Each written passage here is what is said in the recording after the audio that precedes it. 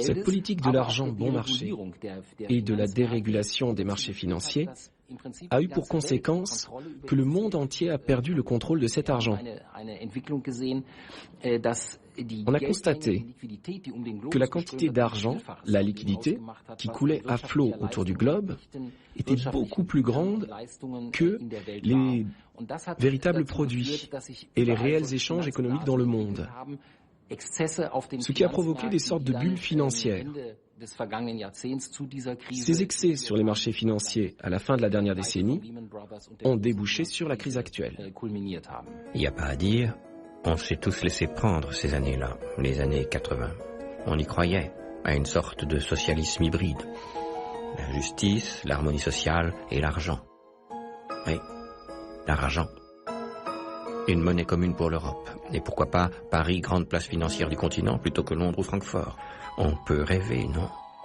Paris devenant l'équivalent de la City de Londres. C'était ça l'ambition. Et d'autant plus que dans l'intégration européenne, la discussion à l'époque, très forte, c'était la Grande-Bretagne, ça restera toujours le grand large, donc quelle va être la place financière continentale qui va équilibrer le monde? Est-ce que ce sera Francfort ou est-ce que ce sera Paris?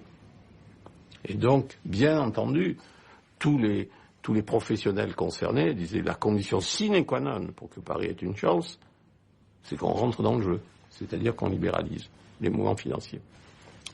Et donc, il y a eu un mouvement très fort, une pression très forte. Ça a eu comme conséquence que Pierre Bérégovoy a hésité quelques mois de plus, 3 ou 4 mois de plus,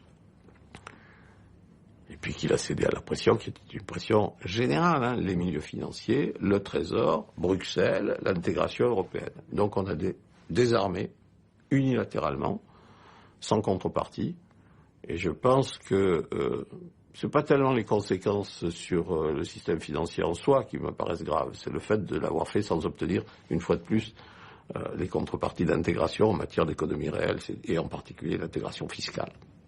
C'est le nœud de la dérégulation, vous pensez? En France, oui, absolument. En France, oui. Parce que, bien entendu, l'ensemble des milieux professionnels se sont engouffrés. Et c'est vrai, les choses, il faut toujours voir les deux versants. Hein. C'est vrai que c'était une condition préalable à l'euro. Vous ne pouvez pas faire une monnaie unique dans un système dans lequel il y a encore des contrôles de mouvements financiers partiels, internes. Donc il y a une deuxième réforme très importante, mais dont on n'a pas vu les conséquences, c'est que ce qui est la réforme Naouri-Bérégovoy de 87, c'est de dire que pour pouvoir augmenter la dette, pour pouvoir baisser le taux d'intérêt sur les titres que je dois émettre en permanence, que le Trésor doit émettre en permanence, je veux attirer l'épargne étrangère chez nous. Donc pour ça, je fais une réforme financière, et notamment une loi bancaire, qui permet, et je lève le contrôle des capitaux. Et donc ça a créé un nouveau régime dans lequel notre dette publique s'est mise à dépendre de manière très importante de l'anticipation que le monde entier avait de la manière dont étaient gérées nos finances publiques et notre économie et la croissance qu'on allait avoir. Donc on s'est mis sous le contrôle de la spéculation du monde entier, comme la plupart des autres pays.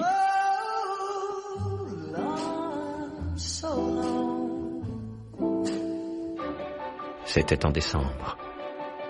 C'était des journées de rêve. C'était la fête. La liberté. Plus de communistes. Plus peur de rien. Plus rien ne s'oppose à l'énergie vorace des puissances financières.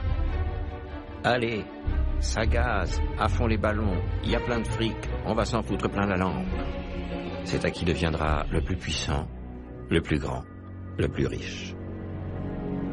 La plus grosse banque américaine, je crois que c'est Citibank, a un total de bilan qui doit représenter 15% du PIB des États-Unis. Ce qui veut dire que même si elle, dans une catastrophe considérable, elle perdait le quart de ses actifs et que les États-Unis devaient la soutenir, les États-Unis auraient augmenté leur dette de quelques points de PIB.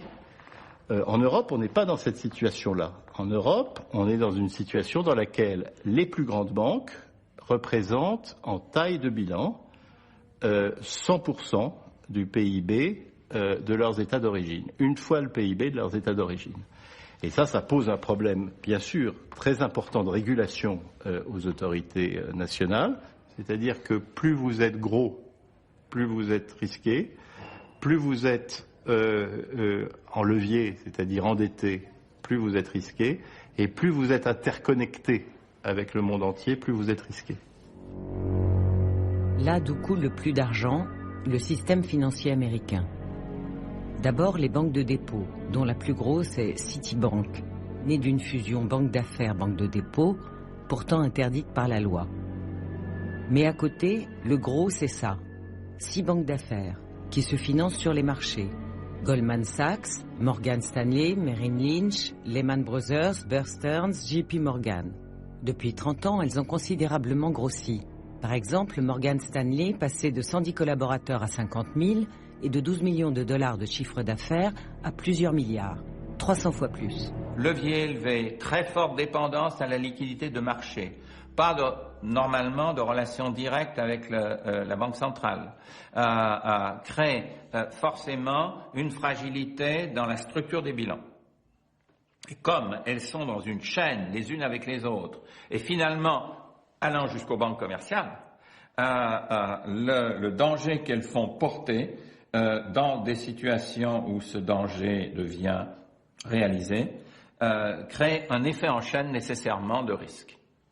Donc elles participent à un des maillons de risque systémique. Elles sont donc dangereuses de ce point de vue-là si elles ont peu de capital, dépendent du marché monétaire, c'est-à-dire de titres de court terme pour se financer et qu'elles ont des actifs illiquides. Elles sont évidemment en dangereuses, leur bilan est dangereux. En voiture Simone, tout pour la finance. Les socialistes en France, Margaret Thatcher et les conservateurs libéraux en Grande-Bretagne ferment les industries traditionnelles, trop vieilles et trop coûteuses. En 1986, Margaret Thatcher ouvre grandes les portes de la City au marché financier. Le Big Bang de la City. Traders et courtiers sont les nouveaux riches. Les ouvriers, de nouveaux pauvres. Elle a désindustrialisé son économie, elle a complètement construit sur la finance. C'est-à-dire que maintenir la compétitivité et la prépondérance de la place de Londres est vital. Donc les Anglais ont poussé énormément là-dessus, les places offshore se sont développées, et donc là il y a énormément de connivence évidemment. Il n'y avait aucune raison de laisser développer les places offshore. On l'a fait, ça a permis d'augmenter encore des profits puisque ça a permis de réduire massivement les impôts, et donc ça n'a pas pu se faire sans la connivence des pouvoirs publics. À l'époque, on pensait que l'avenir était une société de services, que la production industrielle était un projet du passé et qu'il fallait se préparer au nouveau siècle, donner une place majeure à la finance. On pensait que la production industrielle ne valait plus rien, qu'elle était dépassée, que personne n'en voulait. On a voulu connaître les secteurs porteurs d'avenir et on a fortement misé sur l'industrie de la finance. On pensait que si l'Europe ou les États-Unis pouvaient devenir la banque du monde, cela remplacerait une production industrielle décadente et contribuerait à la prospérité. À l'époque, on avait déjà réduit tout un ensemble de réglementations et de freins destinés à contrôler les opérations bancaires. Et on accordait aux banques, notamment aux banques allemandes, la possibilité de délocaliser beaucoup de commerces dans des filiales étrangères qui n'étaient contrôlées ni par les banques allemandes, ni par les autres pays. Dans ces pays, s'est ainsi développé un monde bancaire dans l'ombre, qui n'était surveillé par personne et totalement incontrôlé. Ce qui a permis à beaucoup de banques, surtout en Allemagne, et notamment aux banques nationales, de faire des affaires pour lesquelles il n'y avait plus aucune sécurité ni aucune garantie. Et cela a permis aux banques de puiser des crédits et de la liquidité de manière quasiment illimitée. L'argent qui doit au fond rester sous contrôle de la société, a tout à coup submergé le globe de façon incontrôlée. Et plus personne n'a su comment maîtriser ces quantités énormes de liquidités.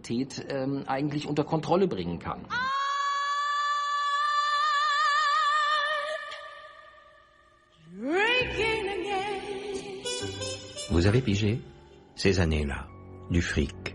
Il y en a plein, partout, à l'appel. Mais puisqu'il y a des risques, des très gros risques, la finance a besoin d'assurance. Pas compliqué à comprendre, non? À côté des banques, 3 assureurs dominent la place mondiale. AIG, MBIA, Ambac. Pour garantir les risques pris par les spéculateurs, ils inventent de nouveaux produits financiers, dont ils tirent de nouveaux produits. On parle alors de produits dérivés.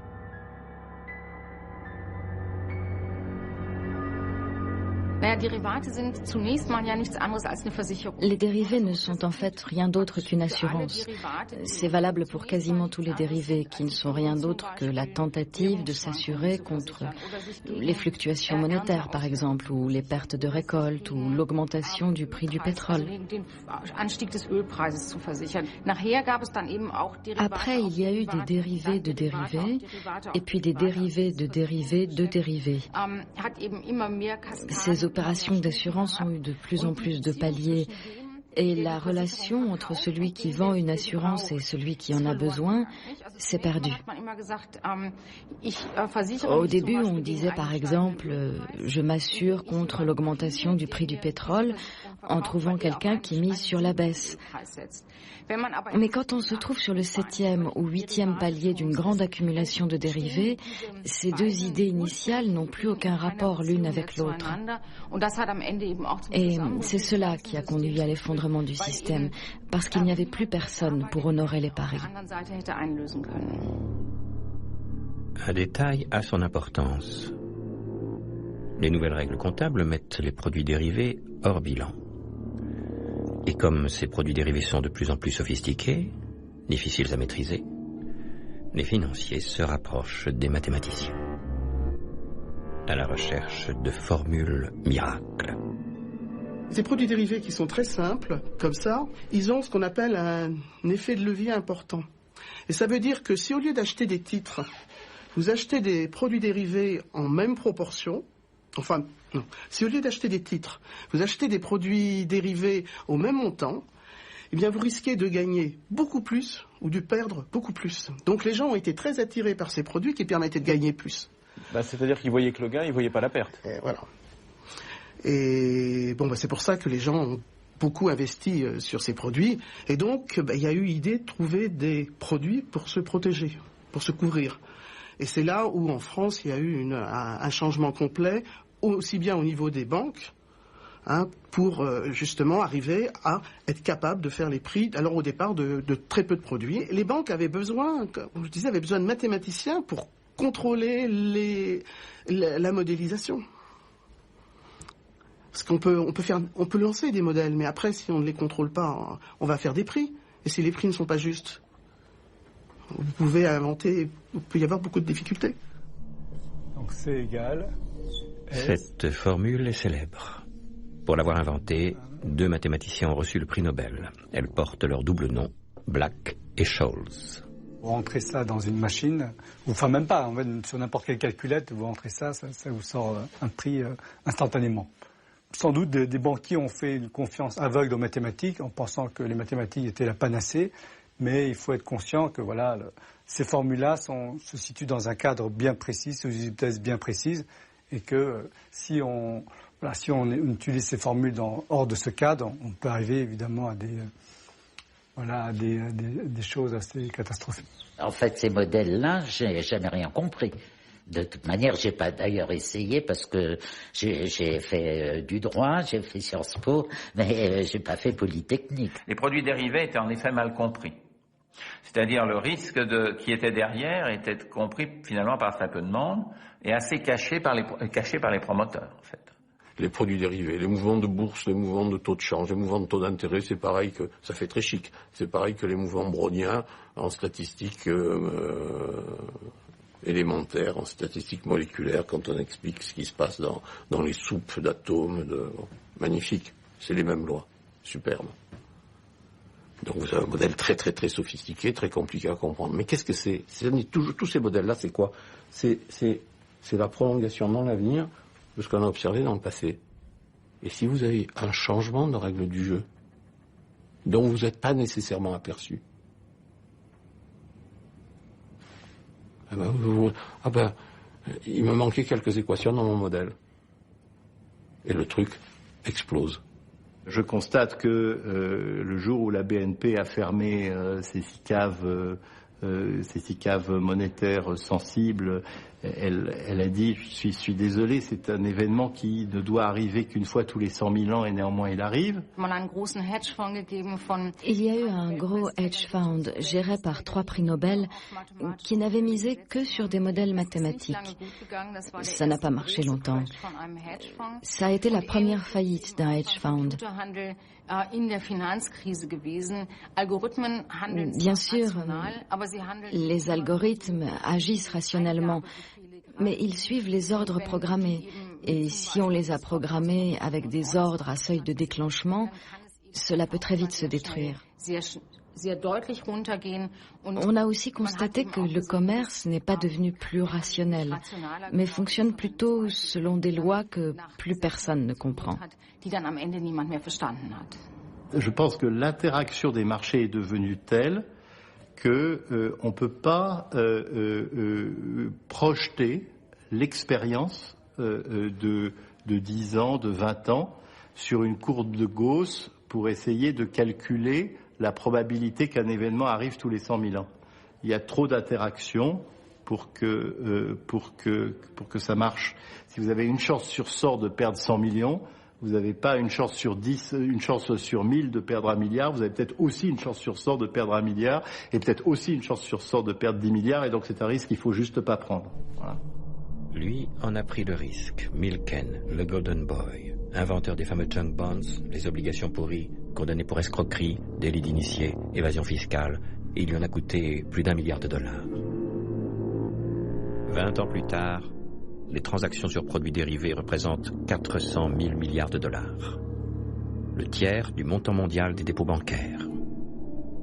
Un sacré paquet. Vous trouvez pas?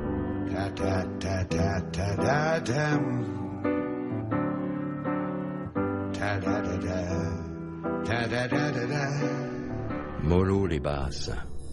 La finance attaque. Le vieux capitalisme industriel, les managers, l'organisation du travail, c'est fini, à la casse. Les actionnaires ont le pouvoir. L'heure est aux restructurations et autres gains de productivité. Voici 2 belles et jeunes déesses, on vous présente flexibilité et précarité. Les années 80 sont une période de recomposition du capitalisme du fait de ce changement dans les règles financières. Recomposition par de nouvelles entreprises qui se créent et recomposition par fusion, acquisition, modification de la géographie industrielle. Avant, l'objectif des firmes était de croître en fonction d'un certain profil temporel suffisamment régulier et partager les fruits de la valeur ajoutée créée entre les différents partenaires. Donc la stabilité de la firme était considérée comme essentielle. Au contraire, ce qui apparaît comme essentiel là ensuite, c'est maximiser le cours boursier, puisque c'est ça l'intérêt de l'actionnaire. Et c'est pas seulement l'actionnaire au sens de celui qui à un moment donné possède le capital dans la firme qui est important dans cette logique. C'est l'ensemble des actionnaires potentiels tels qu'ils forment une espèce de communauté implicite par le marché boursier. Donc, l'important, c'est pas d'avoir une firme qui progresse régulièrement. L'important, c'est la plus-value. Ce qui devient intéressant, c'est faire de l'argent avec l'argent, qui vraiment ça pénètre profondément les entreprises. Et donc, il y a eu des gains énormes dans ces vagues de fusion. qui ont été faits, puisque dans les vagues de fusion, vous pouvez anticiper, on retombe sur ce problème de spéculation, sur le fait que si je change la configuration d'une entreprise, si j'injecte un nouveau management à la part de l'ancien, je peux faire monter le cours de bourse d'une manière énorme. Comme la bourse anticipe, il augmente instantanément le cours de bourse. Et donc, le banquier d'affaires, évidemment, tire toutes les commissions qu'il a, plus les profits différentiels du fait que c'est lui qui place les titres.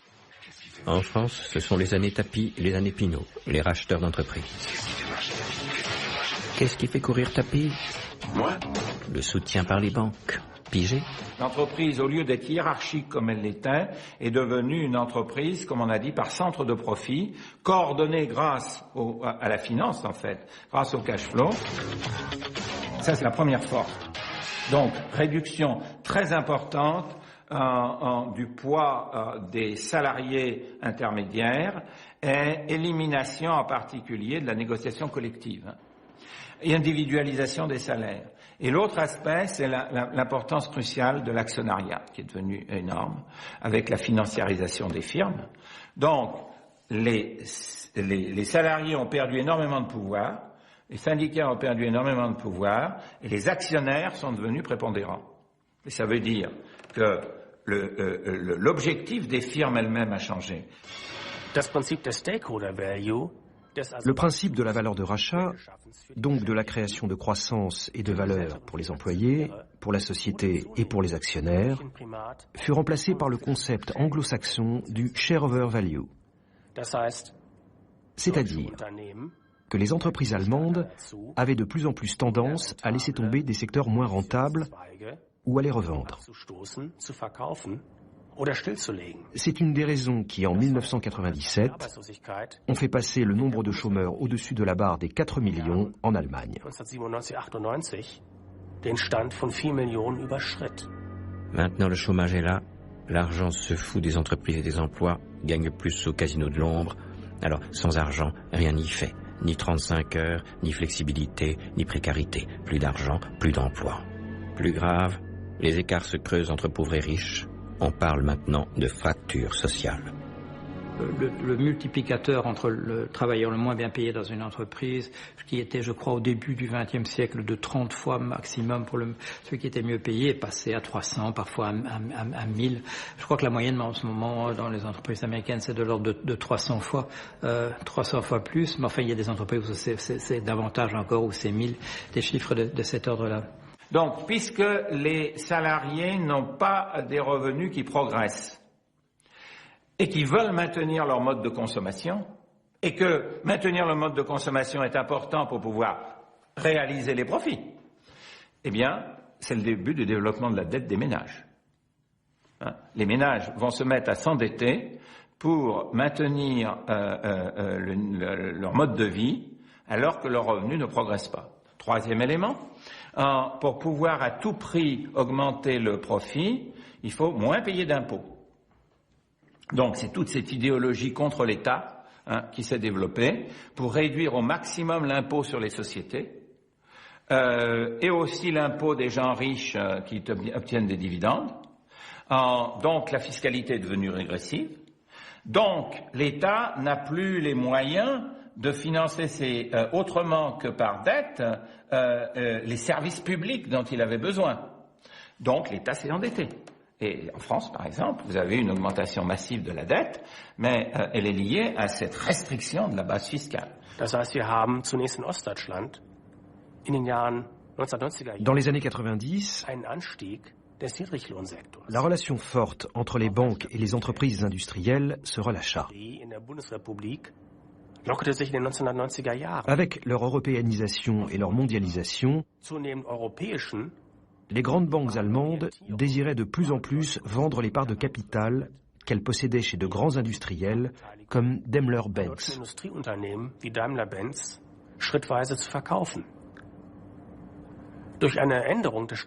Avec la modification du droit fiscal en 2001, les entreprises allemandes purent vendre ces parts de capital sans avoir à payer de taxes sur les bénéfices. Donc, l'ensemble des bénéfices tirés des investissements en part de capital auprès de l'industrie pouvaient être conservés par les banques. De cette façon, la politique de l'ère Schröder incita les banques allemandes à désinvestir de l'industrie allemande et à investir plus fortement dans les banques européennes.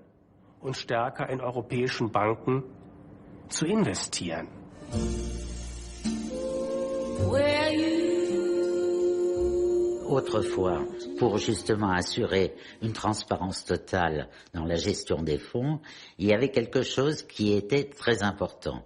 C'est-à-dire, en fait, le gérant était officiellement responsable devant les actionnaires de ces SICAV et de ces fonds. Donc, il y avait des assemblées générales d'actionnaires où, dans ma banque, on avait 300, 400 personnes.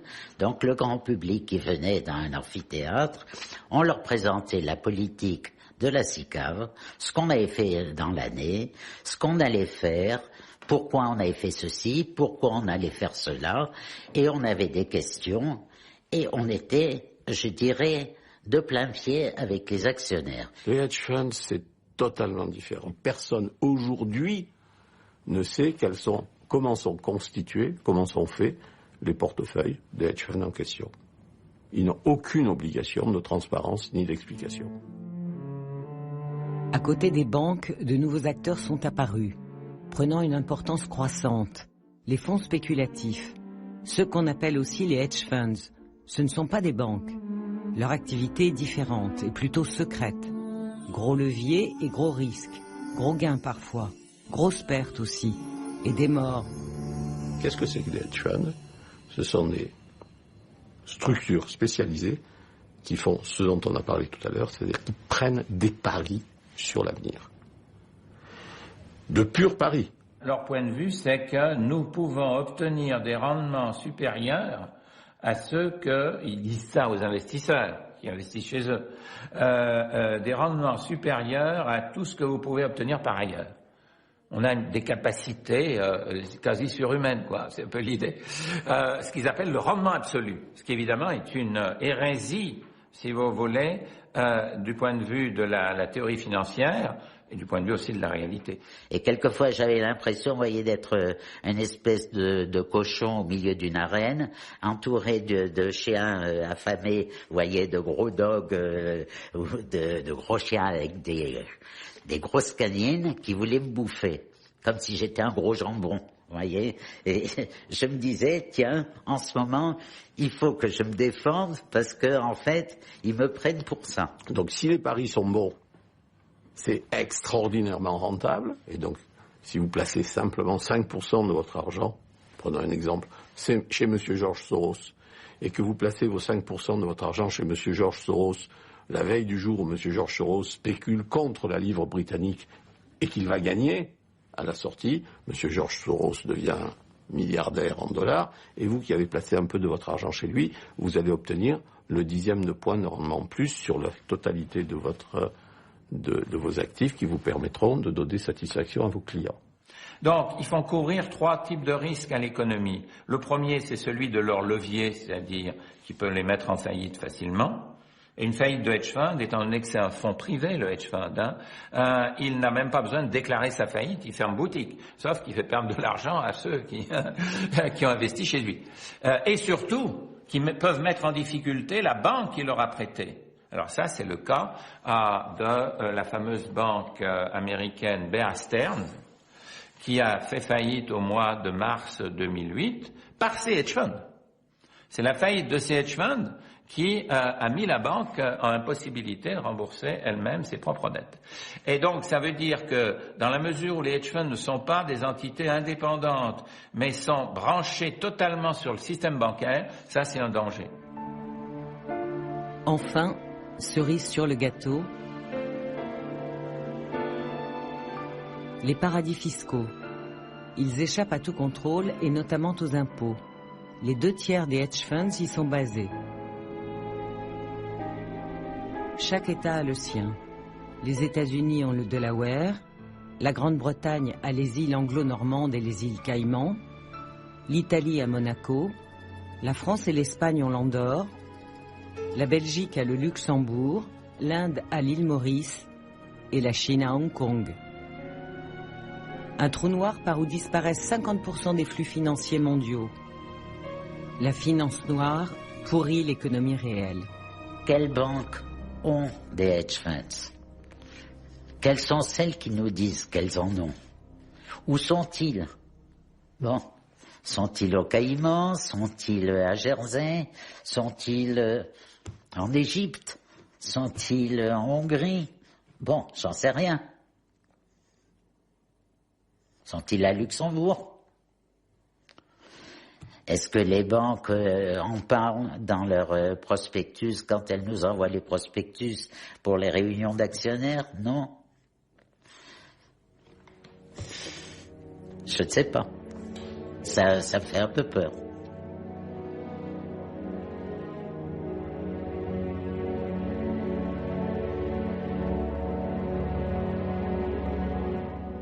Dernier acte de Bill Clinton, président, fin 2000, la signature d'une loi pour moderniser les transactions à terme sur les matières premières. Les dernières sécurités sautent. Désormais, plus rien n'entrave les marchés financiers. Le poison des produits dérivés va désormais se répandre sans frein. Le pire est encore à venir.